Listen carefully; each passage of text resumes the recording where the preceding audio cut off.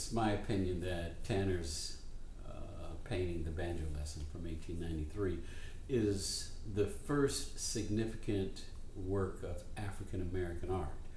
And what I'm thinking about and trying to do is to complicate the definition of African American art, which has been largely racial up to this point, you know, art by people of African descent. And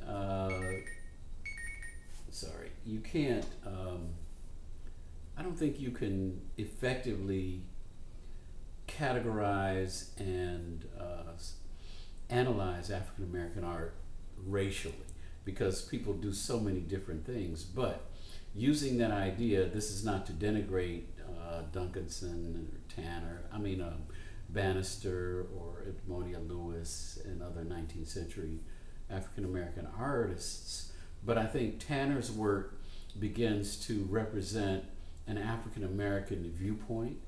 It begins to have subject matter that's relevant to our experience in that time. You've got the banjo, which is an African instrument that has been called by a variety of names that are similar to banjo, but it seems to be from a kumbundu instrument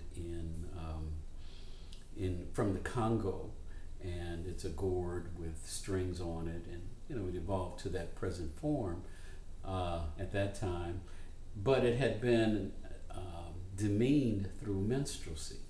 And so you begin to have this reclamation project of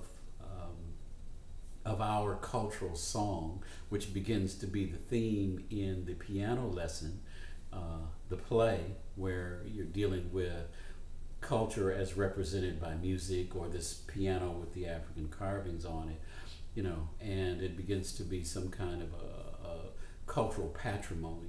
So I see that in the banjo. I see the 19th century theme of pedagogy, and when you have the Emancipation Proclamation, the freedmen saw education as a means to true liberation and independence. This is why you have all these black colleges and schools that are formed during this period, because this was the path into the society. And so you have this pedagogical theme, which again shows up in Bearden's work, The Piano Lesson, which I think is, you know, 90 years later, as, you know, picking up that same theme. And you also have this intergenerational communication, as the grandfather is teaching this music, which was stereotypically thought to have been an instinctive product, you know, demeaning our intellectual contributions to our cultural manifestations and expressive forms.